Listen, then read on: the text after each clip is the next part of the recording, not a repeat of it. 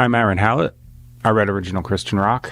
I tuned my guitar just now and started playing something, which is pretty much what always happens here. So when I say original Christian rock, I'm just making this stuff up. That's kind of my whole thing. I just started turning the camera on a while ago and making videos out of it, but I just like to write songs all the time, so that's what I'm doing.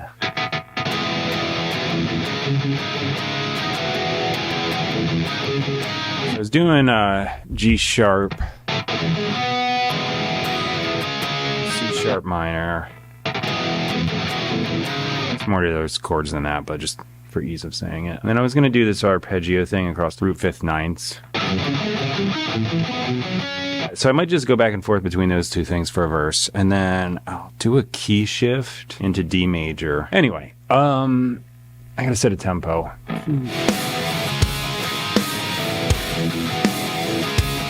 Yeah, that works. All right, I'm gonna start playing.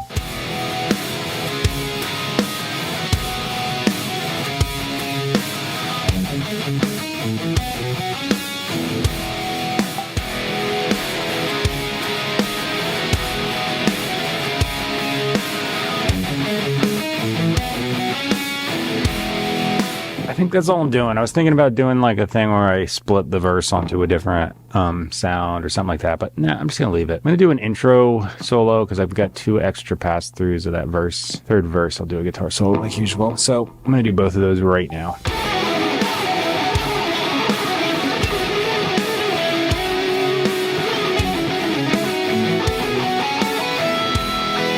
Okay, bass guitar.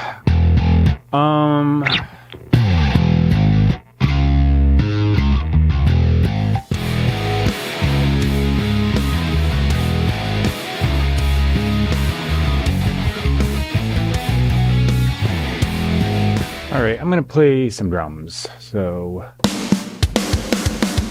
I'll be over at the drum kit behind me.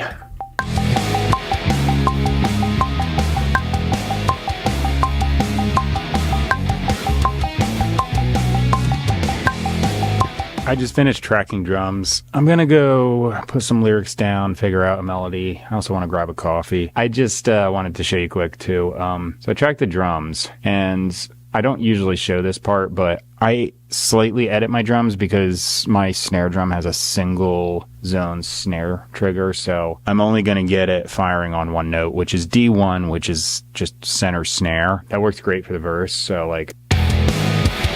But when it gets to the chorus, I just grab anything that's not a fill. It's on 2 and 4. Go up to E1, and that puts it on the rim shot sound. If you're using something like I have and you only have a single zone, it pays to go in and do this. If you're using Logic and you're doing drums and it doesn't really matter how long the note duration is, go into Functions, this little window up here, MIDI transform, fixed note length, and then I just set it down to the smallest thing. And the reason I do that, if I go in, where's a drum fill here? If I just go in and zoom in on this sucker, I don't know if you can see that. I can maybe zoom in. Hopefully it's not too blurry. So like my fill timing is not perfect. It's close enough. I didn't do it on this. Give me a sec. Missed one. So there's an example.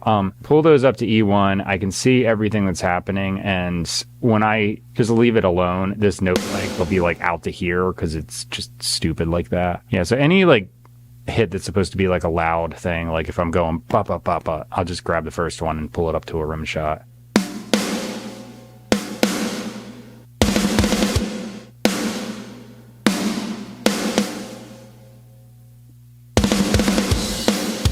All right, I'm gonna go do the lyric thing and make up a melody thing. All right, I'm back. I've got lyrics in front of me, sort of kind of have a melody idea, and I'm gonna run with it. Just got some coffee and woke up a little bit. There's no doubt about it. Hey, this is beautiful. So I've heard. And it's I want to do harmonies on this one. Did yesterday, and I kind of swamped it with some weird echo and reverb on the harmonies, if you noticed that. Sometimes I like to just experiment with stuff. I think it was a little bit overkill, but for one song it sounded pretty cool. Albeit you couldn't understand a word I was saying anymore once it happened. I think I'm going to leave this one be, though. That's how I put my songs together. Lots of improvisation, and I just come out here and do it. You know, the more you do something, the better you get at it too. Even if you think I'm not good now, come back in a year or two, I'll probably have improved.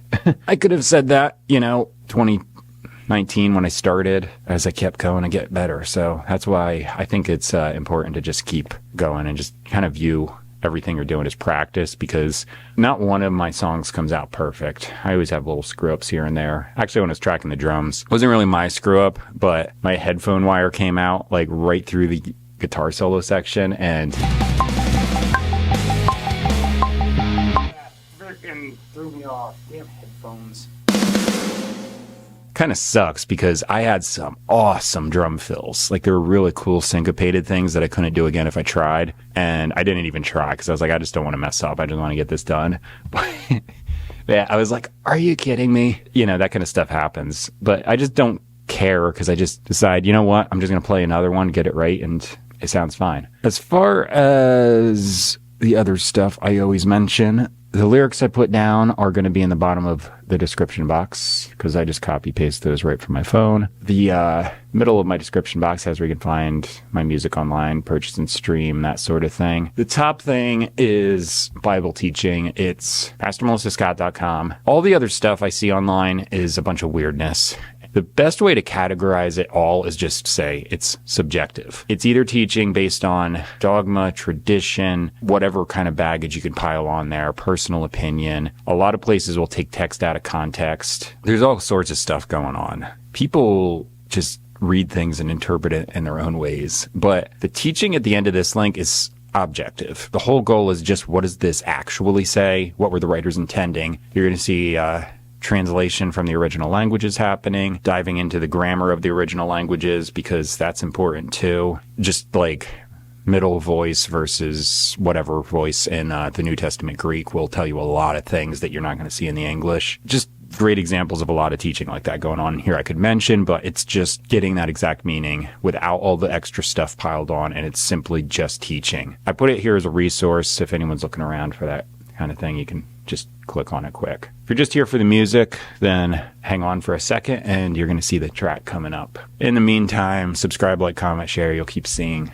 my stuff come up, and I rate a song every day. It's not a hard set rule. If I got a doctor's appointment coming up or something, I'll probably skip a day, but for the most part, I write a song every day. I also do stock music, so I write like 20 or 30 of those, but I don't shoot video. It takes less time, and I'll usually do shortcuts like copy paste and just play a part in with this MIDI keyboard and plop it onto Shreddage Hydra 3. It's like a guitar virtual instrument. If you see those videos where I'm putting up instrumental metal stuff, I'm just sitting on my couch at night with my MacBook and writing in the parts and just kind of doing it for fun. So that's what those are. But I also like putting those there because if I'm like reading or something, I'll put on my own playlist and just turn it on as background music, and it just helps me concentrate. Anyway, not trying to spam everybody with a bunch of songs, but it's actually for my own personal use. All right, here comes the song. I'll shut up. Thanks. See you later. Bye.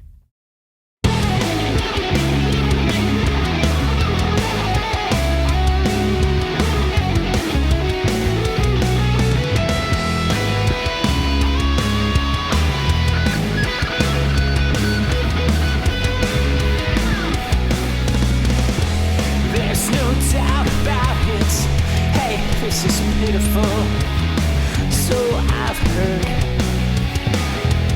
And it's speculation taken as a fact. It's a judgment undeserved, yeah.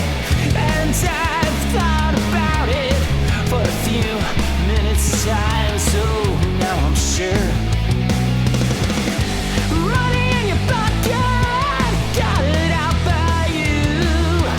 Qualitative. What's the difference? Oh, set it on a meter, got it out by you.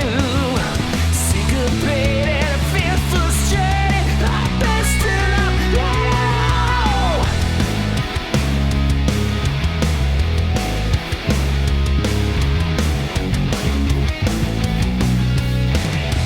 There's no debt to pay back.